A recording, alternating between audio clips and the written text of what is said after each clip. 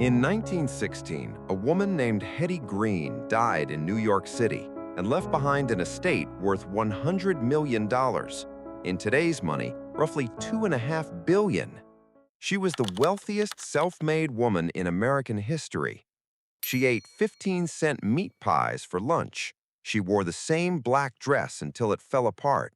She heated one room of her house in winter and moved her office whenever a landlord raised the rent. Her neighbors called her eccentric. Her bank called her difficult. History proved she was right about everything. The habit she called the most important of her life is number 7 on this list. Anyone with a checking account can start it this week.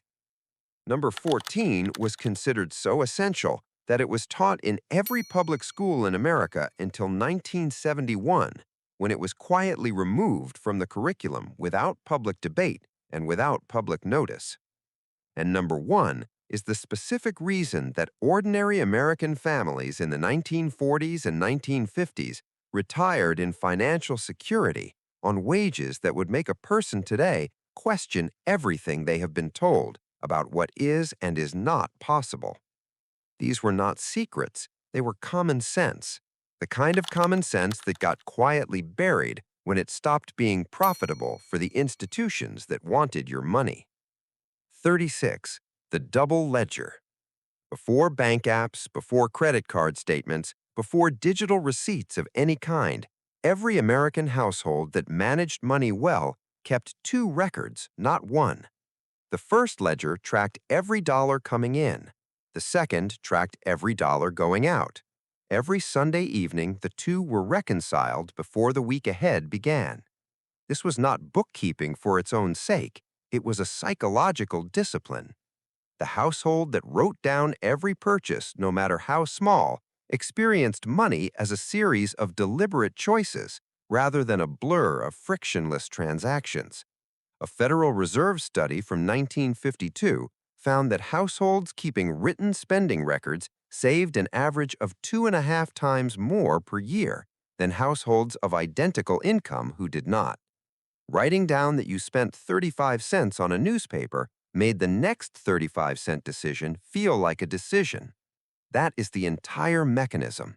Awareness applied consistently before the money is gone. The second-hand first rule. Before any new purchase was considered, the Depression-era household asked one question: does this exist used? If the answer was yes, the new version was not considered first, not as a last resort, as the first option, evaluated on its own merits before the new version entered the conversation. This was not poverty thinking. It was economics applied honestly to the fact that most durable goods depreciate fastest in the first 2 years of ownership. A used item 2 years old has already absorbed that depreciation. The buyer captures the remaining useful life at a fraction of the original cost. Depression-era Americans bought used cars, used furniture, used tools, and used appliances, not because they could not afford new ones, but because they had done the arithmetic and found the new price impossible to justify. Applied to one major purchase category per year, the second-hand first rule saves the average household between $800 and $1,500 annually. The work hours price tag. Before any purchase of more than a few dollars, Depression-era Americans performed a calculation so simple it required no paper. They divided the price of the item by their hourly wage and asked one question: is this worth that many hours of my life? A coat that cost $12 and took 8 hours of factory work to earn was evaluated as 8 hours, not $12. 8 hours of labor had a physical reality that the number alone did not carry. The work hours calculation restores a truth that digital spending has almost entirely erased. A subscription service costing $15 a month costs 3 hours of minimum wage per month, 36 hours per year, nearly a full working week. Stated that way, the question of whether it is worth keeping answers itself more honestly than when it appears as a small automatic charge on a monthly statement. The household that reinstates this calculation before any discretionary purchase above $20 eliminates a meaningful category of spending that cannot survive honest valuation. The 10-cent daily habit. In the depths of the Depression, a savings habit circulated through working-class communities that seems almost insultingly small in isolation and produces results that seem impossible until the arithmetic is run. 1 dime per day, 10 cents set aside before anything else every single day, placed into a glass jar or a locked tin that was not touched for 1 year. 1 dime per day is $3.65 annually, trivial on its own. But the dime-a-day habit was never about the dime. It was about the discipline of daily saving practiced so consistently that it became invisible, automatic, and eventually capable of being increased without psychological resistance. The family that saved 1 dime a day in 1932 was saving a quarter a day by 1936 and $1 a day by 1940. The habit scaled because the discipline had been built at a level so small that no hardship could interrupt it.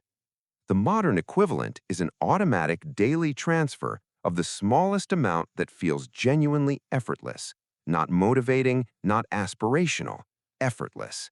The amount is irrelevant. The automation is everything.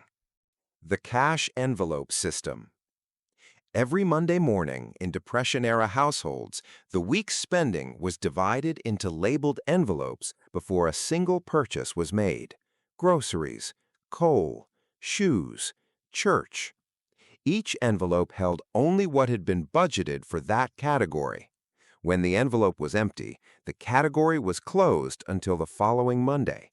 No exceptions, no borrowing between envelopes without a formal family conversation. The envelope system made the budget physical. A paper envelope running thin communicated scarcity in a way that a bank balance on a screen does not. Modern research consistently finds that cash transactions reduce discretionary spending by 15 to 20% compared to card transactions for the same goods. The envelope system amplified this by making category limits physical before the spending happened, rather than visible only after it was done. The repair kit standard. Every Depression-era household maintained a repair capability across every category of goods it owned. The sewing basket with needles, thread, and spare buttons. The tool chest with a hammer, handsaw, and assorted hardware. The shoe last for resoling worn leather. These were not hobbyist collections, they were infrastructure. A coat that lost a button was repaired in 10 minutes. A chair with a loose joint was re-glued on a Saturday. A pair of work boots with worn heels was resoled rather than replaced. The household that maintains a genuine repair capability across clothing, furniture, footwear, and basic home systems spends between $600 and $1,200 less per year than the household that replaces rather than repairs. The initial investment in tools and supplies pays for itself in the first season. The telephone party line savings. In the 1920s through the 1960s, most rural and small-town American households shared a telephone line with 6 to 12 neighbors. Any of them could pick up and listen to any conversation on the circuit. This was understood and accepted. The monthly cost of a party line in 1945 was roughly $1.50. A private line cost $4 to $5. The household on the party line paid 60 to 70% less for telephone service than the household that paid for privacy. Depression-era families chose the party line without hesitation. Privacy was a luxury. Communication was a necessity. The distinction between luxuries and necessities was one the Depression generation made with a clarity that subsequent generations have found increasingly difficult. The party line also functioned as a community information network. Price information, job leads, and local emergencies moved through party line communities faster than any other medium available. The Harvest Buying Partnership. On a Tuesday in August of 1947, 3 families in a small Ohio town drove together to a farm stand outside the city. Between them, they purchased 40 pounds of green beans, 25 pounds of tomatoes, a bushel of sweet corn, and 2 cases of peaches at harvest prices. By November, each family had a pantry stocked with the equivalent of $60 to $80 of store-bought preserved goods, purchased at a cost of under $8 per household. This was not a remarkable event. It was a routine that millions of American families practiced as a matter of seasonal economics. The harvest buying partnership required nothing more than a shared vehicle, a shared Saturday, and 2 or 3 families willing to coordinate. The economics of buying at harvest in bulk and splitting across households reduced preserved food costs by 40 to 60% compared to buying canned goods from the store through winter. The partnership still makes identical economic sense today. The only thing missing is the habit of coordination. 28. The butcher's second cut habit. In every American town with a butcher shop, Depression-era housewives knew something about meat that the supermarket era has almost entirely erased.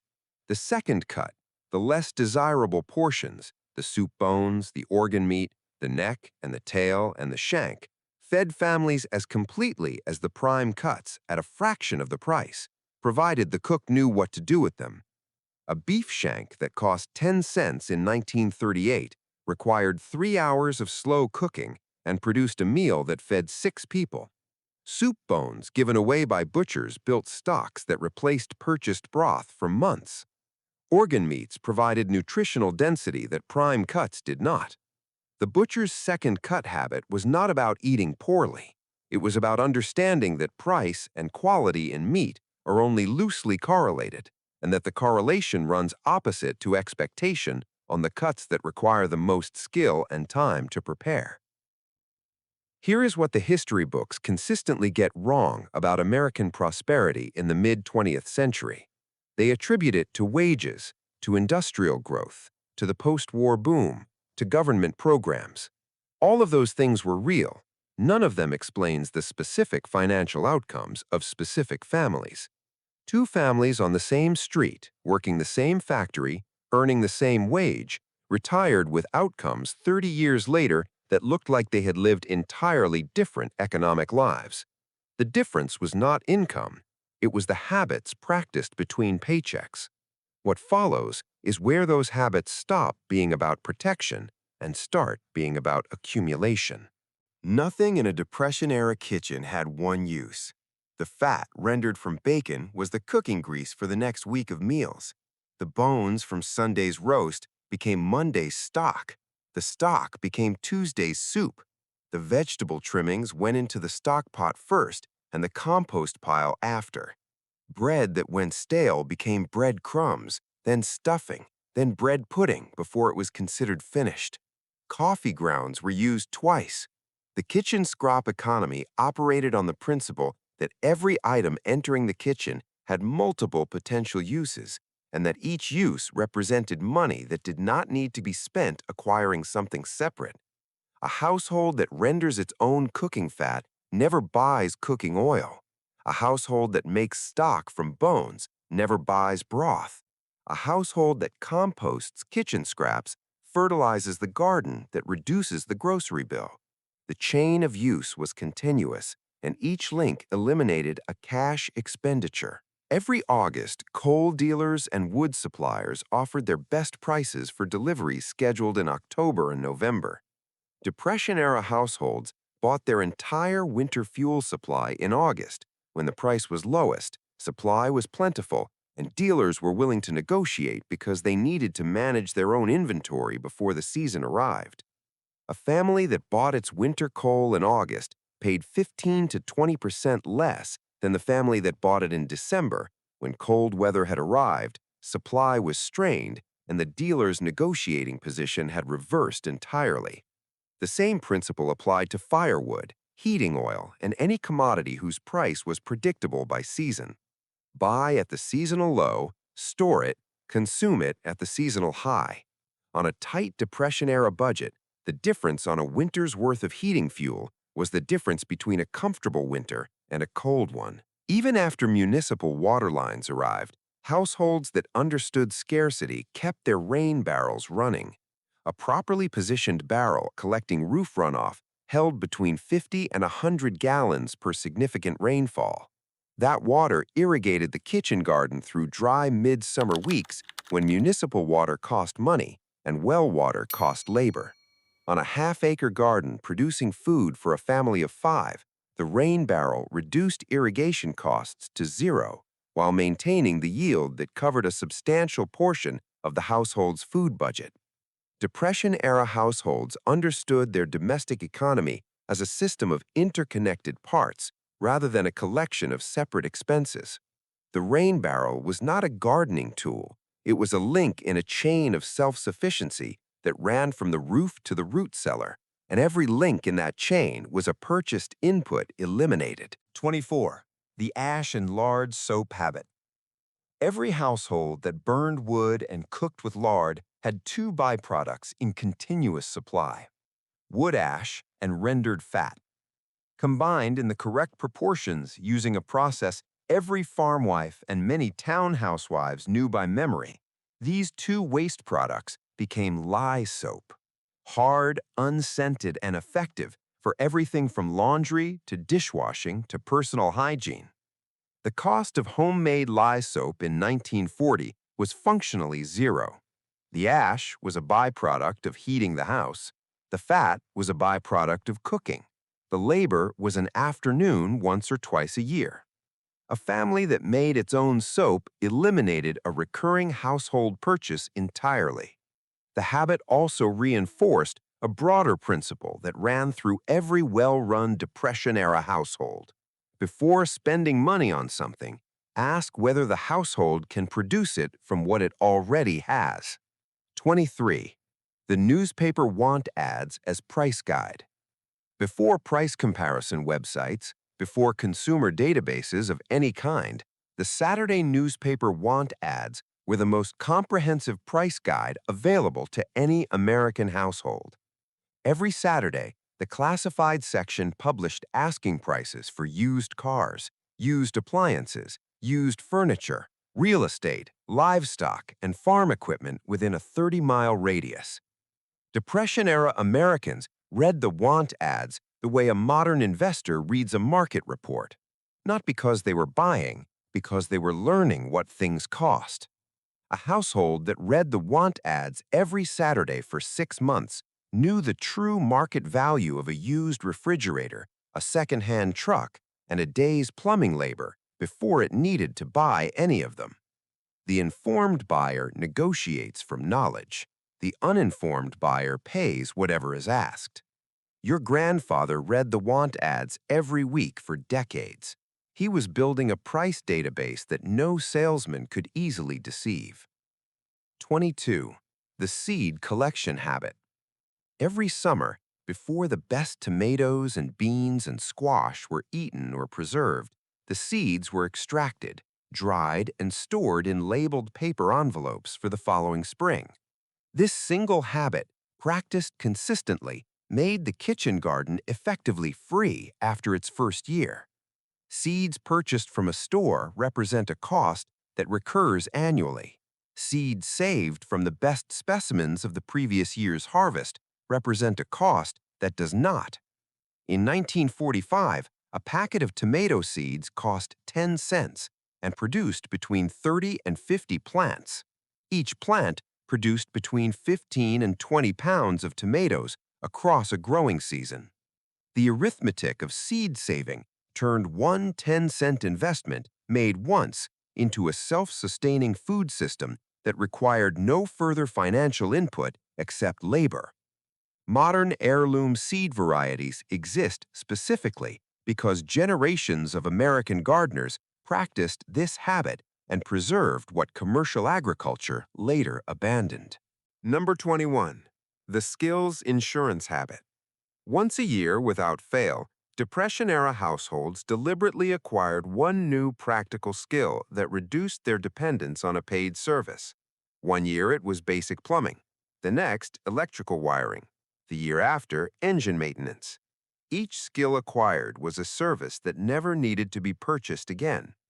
A person who learns to change their own oil saves between $60 and $120 a year for the rest of their life.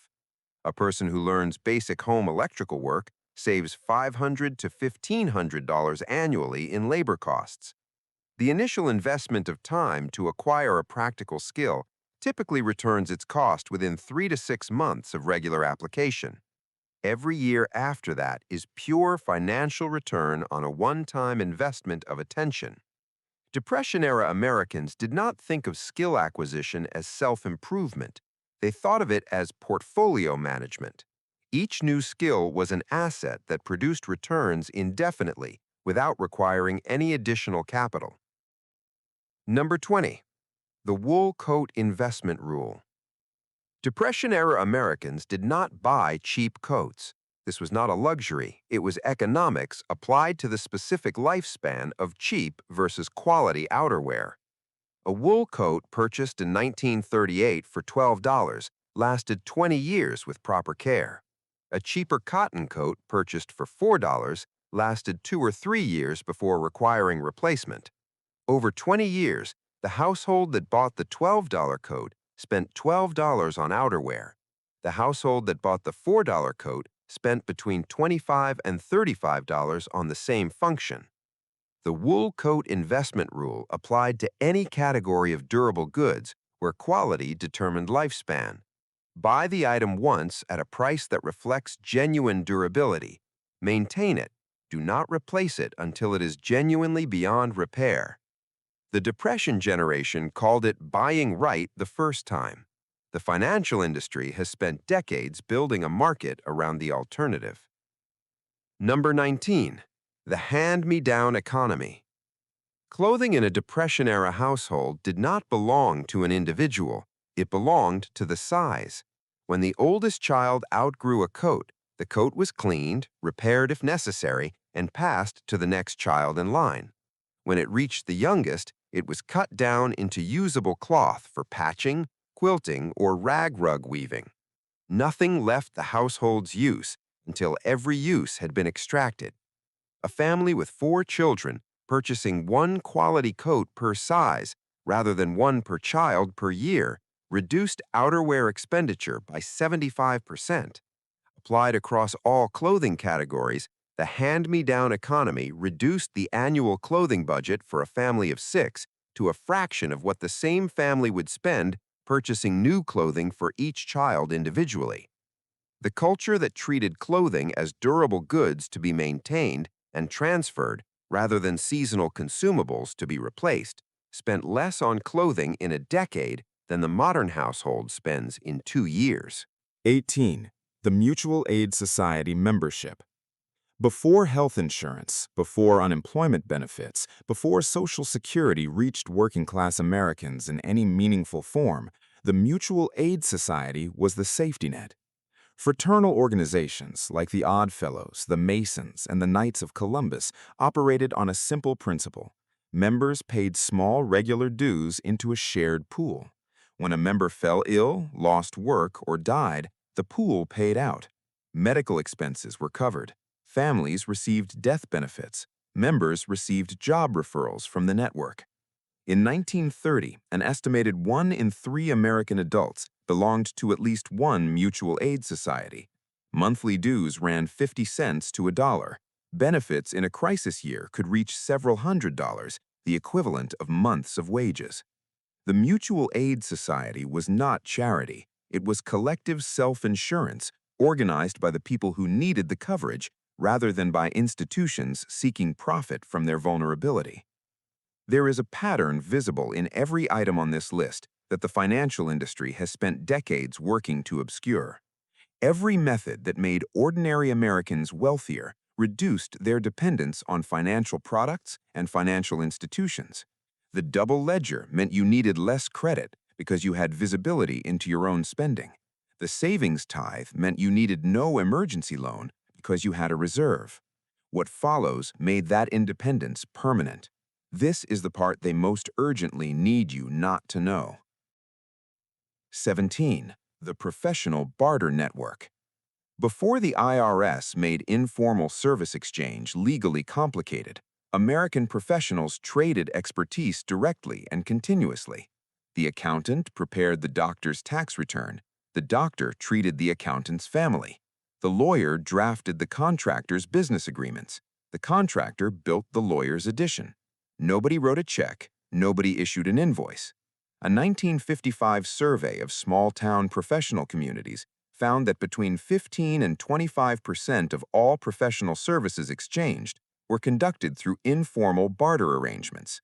The system operated on trust, reputation, and the mutual understanding that a professional who cheated a barter partner would find their own needs unmet the next time. The modern professional who identifies 2 or 3 colleagues whose skills complement their own and proposes direct service exchange is running exactly the network that small-town America ran in 1952. The only difference is that it now requires deliberate construction rather than existing as a social norm. 16. The layaway discipline. Layaway worked in exactly the opposite direction from credit. Under credit, the store gave you the item immediately, and you paid for it over time, with interest accumulating on the outstanding balance. Under layaway, the store held the item and you paid for it over time, with no interest accumulating, because no money had been lent. The item arrived only after it was fully paid for. Depression-era Americans preferred layaway categorically because it eliminated the interest payment and imposed a discipline that credit did not. A family putting 50 cents a week toward a winter coat on layaway had 12 weeks to reconsider whether they wanted it. A family that charged the coat had it immediately, along with an interest obligation that persisted. The discipline of delayed possession was not experienced as deprivation by people who understood that you paid for things before you owned them. It was simply the correct sequence. The financial industry spent decades making the reversed sequence feel normal. The two-income insurance. Depression-era American households did not rely on a single income stream, not because 2 incomes were necessarily available, but because the experience of the Depression had taught an entire generation that any single income source could disappear without warning. The two-income insurance was not necessarily a second job, it was a maintained capability. Your grandfather might have had a second trade he did not actively practice, but could activate if necessary. Your grandmother's sewing income might have been modest during good years and become the family's primary income if your grandfather was laid off. The specific form of the second income mattered less than its existence as a maintained and exercised capability. The household that deliberately maintains a second income capability, whether through a part-time skill, a small side business, or a maintained professional relationship in a former field, has an economic resilience that the household entirely dependent on a single employer lacks. The Depression generation built this not because they were pessimists, but because they had learned that optimism without preparation was not a financial strategy, it was a gamble. The living skills education. Until 1971, American public schools offered mandatory courses in 3 subjects that have since been quietly removed from most curriculums. Home economics taught every student to cook from scratch, manage a household budget, preserve food, and repair clothing. Shop class taught basic carpentry, mechanical maintenance, and electrical repair. Bookkeeping taught the management of personal and small business financial records. The removal of these subjects was not accidental. The expansion of the service economy created industries that depended on households lacking the skills to cook, repair, maintain, and manage their own financial records. A person who can cook has less need for a restaurant delivery. A person who can repair a leaky faucet has less need for a plumber. A person who can balance a ledger has less need for a financial manager. The elimination of practical skills education from schools was functionally the creation of a generation of permanent customers for services their grandparents provided for themselves. Your grandparents received this education for free. The return on investment for acquiring it today is an estimated $3,000 to $5,000 annually in services no longer purchased. The rent trap awareness. In 1945, the rent-to-own store was already considered one of the most dangerous financial products in America by anyone who had survived the Depression. Your grandfather understood with a clarity that required no formal education that any transaction in which you paid for something multiple times over while the seller retained ownership until the final payment was a transaction designed entirely in the seller's favor.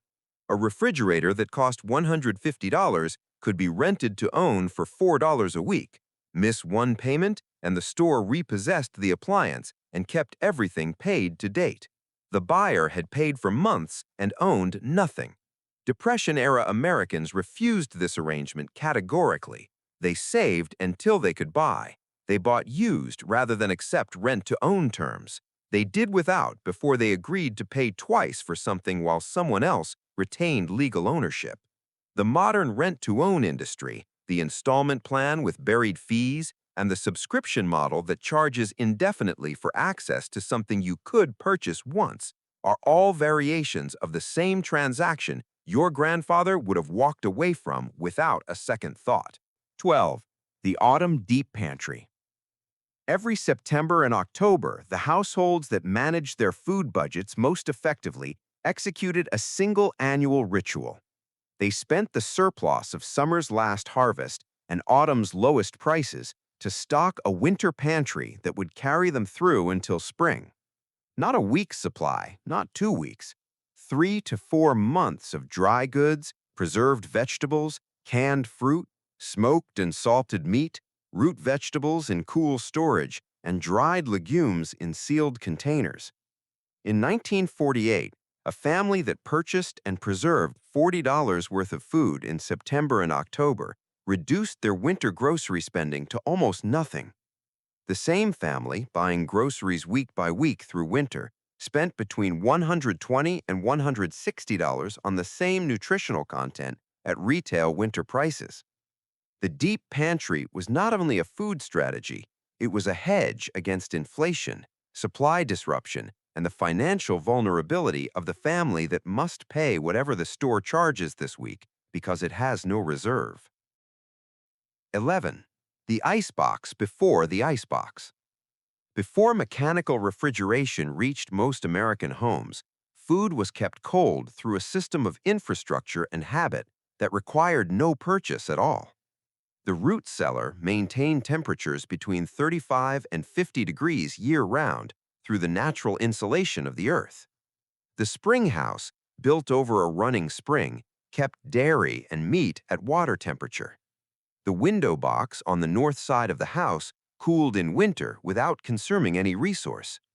Evaporative coolers, made from wet clay or burlap, extended the life of produce by days. None of these required electricity. None required a monthly payment. They required knowledge of how temperature and airflow behaved and the willingness to build infrastructure that worked with those principles. The household that understood passive cooling eliminated a dependency before the dependency existed. The principle is identical today. The application is simply updated. 10. The library as research department. In 1945, the public library was the research department of every household in America that could not afford to hire a researcher. Before a major purchase, a deposit question, or a legal decision, the household that used its library could access the same information available to people who paid professionals for it. The Farmer's Almanac, the trade directories, the government agricultural bulletins, the consumer price indices published by federal agencies, the legal reference materials available at no cost to anyone who walked through the door. A family researching a land purchase could find comparable sales records. A family evaluating a loan could find the legal maximum interest rates permitted in their state. The library was the great equalizer of information access in an era when information was power and access to it was otherwise gated by wealth.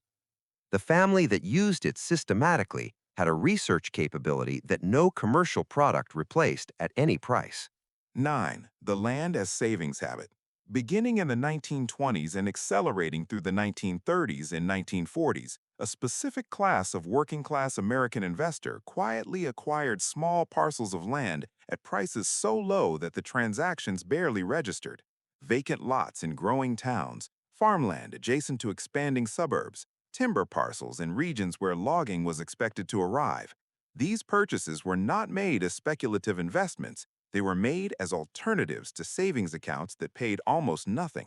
A vacant lot purchased in 1938 for $200 in what would become a suburb of a major American city was worth $12,000 in 1965 and $60,000 in 1980. The buyer had simply recognized that land did not deteriorate, could not be inflated away, and existed in fixed supply in a country whose population was reliably growing. The land as savings habit was not sophisticated investing. It was the application of one of the oldest financial observations in human history. They are not making any more of it. 8. The Widow's Preparedness Standard. In Depression-era America, a woman who did not understand her household's complete financial picture was considered dangerously unprepared, not by social convention, by arithmetic. Male life expectancy in 1940 was 60 years. The statistical probability that a married woman would outlive her husband was high enough that preparedness for widowhood was treated not as morbid, but as practical. Every married woman in a well-run household knew where every financial document was kept. She could read the mortgage, interpret the savings book, identify the insurance policy, and manage the accounts independently. She knew what was owed and to whom, what was owned and its approximate value, and what income could be expected if her husband's wages stopped. The financial industry has historically preferred that women remain uninvolved in household finances. The Depression generation recognized this preference as a product designed to create dependence. Every woman who understood her household's full financial picture completely was a woman whose financial security did not depend on another person's continued survival. The Freedom Number. Hetty Green, the woman from this video's opening, knew her freedom number by heart. It was the specific dollar amount of assets, net of all debts, that would make her entirely financially independent of any employment or obligation. She calculated it in her 20s and oriented every financial decision she made for the rest of her life around reaching it. She reached it by 40. Depression-era Americans understood the freedom number intuitively, even when they never heard it called by that name. It is the amount at which your assets produce enough income to cover your costs permanently without requiring any additional labor. It is the specific figure calculable from two pieces of information you already have: your annual expenses and the yield of a conservative investment. A household spending $24,000 a year and investing at 4% needs $600,000 in assets to be financially free. That is the target. Everything else is tactics.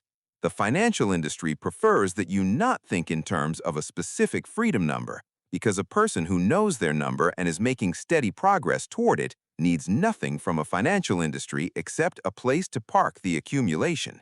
Your grandmother knew her number. She called it the day they burned the mortgage. The savings tithe. In the 1930s and 40s, the first payment made from any paycheck was not the landlord's share, not the grocer's share. It was the household's own share. 10% of every dollar earned went into savings before a single bill was paid. Not whatever was left over, the first 10% always. The concept came directly from religious tithing and was applied by Depression-era families to their own financial survival with the same discipline they brought to their church contributions. The money was treated as already spent, already gone, unavailable for any other purpose. What remained after the tithe covered everything else. The savings tithe is psychologically different from conventional savings advice in one critical way. Conventional advice says, save what is left after spending. The tithe says, spend what is left after saving. The sequence reversal produces dramatically different outcomes over a lifetime. A household that saves 10% before spending anything else accumulates between 8 and 12 times more wealth over 40 years than a household of identical income that saves from its remainder. This is not financial planning. It is arithmetic applied with discipline, every time without exception. The mortgage acceleration. In 1950, a family bought a home with a 20-year mortgage at a fixed interest rate. Every year, they made one additional payment against the principal, not two, one, made in January when it would reduce the outstanding principal for the full remaining term of the loan. The result of this single annual habit, executed without exception for the life of the mortgage, was that their 20-year loan was retired in 16 and a half years. They saved 3.5 years of payments on the largest financial commitment of their lives. On a 30-year mortgage of $300,000 at 6%, a single additional principal payment of $1,000 made in the first year eliminates roughly $3,000 of interest over the life of the loan. The earlier the additional payment, the greater the interest eliminated. A family making one additional principal payment per year from the first year of a 30-year mortgage reduces it to approximately 22 years and saves tens of thousands of dollars in interest that would otherwise have gone to the bank. Your grandfather did not have a financial calculator. He understood it intuitively. Every dollar paid toward the principal was a dollar the bank could no longer charge interest on. The family bank. Before the financial industry normalized borrowing from strangers at commercial rates, American families lent money to each other. When a young couple needed a down payment, the parents or grandparents provided it as a loan at a fair interest rate, paid back on an agreed schedule. When a brother needed capital to start a small business, the family provided it. The interest paid on the loan stayed inside the family. The financial relationship strengthened the personal one rather than routing money to an external institution. When you borrow from a commercial bank, the interest you pay enriches an institution and its shareholders. When you borrow from a family member at the same rate, the interest enriches a person you know and whose financial well-being you care about. The transaction is identical. The destination of the interest payment is not. Depression-era families who maintained informal family lending practices kept interest payments inside the family network for generations. The compounding effect over time as each generation's savings became the next generation's startup capital at below-market rates was one of the quietest and most effective wealth accumulation mechanisms of the 20th century. The relationship banker. In the 1940s and 50s, your grandfather did not have a bank, he had a banker. The distinction is difficult to overstate. The banker knew your grandfather's name, his profession, his family, his history with the institution, and his character as a borrower. When an emergency arose or an opportunity appeared, that relationship had monetary value that no credit score could replicate. A family known to their local savings and loan manager could access informal credit lines, early notification of foreclosure sales, and loan terms unavailable to strangers. In a community where most people banked at the same institution, a reputation for reliability was a financial asset as real as the savings account it accompanied. Most Americans today have never met anyone employed at their bank. The relationship has been reduced to an app interface. The credit union, the community bank, and the local savings institution still offer something closer to what your grandfather had. A depositor who becomes a known and trusted customer at a small local institution still receives service that no national bank can match for the simple reason that the person making decisions knows who they are dealing with. The invisible thousand. Hetty Green called it living below the waterline. Depression-era families called it living small. Modern financial research calls it the consumption gap. Whatever name it carries, the practice is the same. You earn a specific amount every month. You live as though you earn $1,000 less. Not in obvious ways, not in ways that feel like sacrifice. You drive the car that is one model year older than what you could comfortably afford. You live in the neighborhood one tier below what your income would support. You wear the clothes from last season rather than this one. You eat at home one more time per week than your colleagues. The gap between what you earn and what you spend does not feel like deprivation because you have never allowed yourself to adjust to a lifestyle that requires your full income to sustain. This gap is the engine of everything. It is the source of the savings tithe, the down payment on the land purchase, the extra mortgage payment, the family loan, and ultimately the freedom number. Without it, every other item on this list is a tactic without capital to deploy. With it, every other item compounds into something that looks from the outside like wealth. The autumn deep pantry of the mind. The single habit that separated families who accumulated from families who did not was not income. It was not inheritance. It was not luck, though luck played its role. It was the practice, maintained consistently across decades, of thinking about money one season ahead of where the money actually was. The family that bought coal in August was thinking in August about December. The family that preserved food in September was thinking in September about February. The family that made an extra mortgage payment in January was thinking about the year the mortgage would be retired. The family that began its child's education fund the year the child was born was thinking about a college application 17 years away. Every wealth-building habit on this list shares this single underlying structure: the decision to think and act before the need arrives, rather than after it has become urgent. Urgency is expensive. It forces transactions at the worst possible moment, at the highest possible price, under the greatest possible pressure. The generation that survived the Depression and built this country's middle class did not become financially secure because they were smarter than their grandchildren. They became financially secure because they had been taught, by necessity, that the future always arrives, and that the only question is whether you met it prepared or unprepared. They chose prepared, every time, without exception, not because it was easy, because it was the only choice that made any other choice possible afterward. Your grandparents did not inherit this. They did not win it. They built it dollar by invisible dollar over decades, through habits so ingrained they stopped feeling like choices and started feeling like character. They were not exceptional people. They were people with a system. That system has not stopped working. It was only buried. The institutions that replaced it did not replace it because it failed. They replaced it because it succeeded at the wrong thing. It made ordinary people financially independent. Financial independence is the one condition under which ordinary people do not need what those institutions are selling. Now you have it back. What you do with it next is the part they cannot control.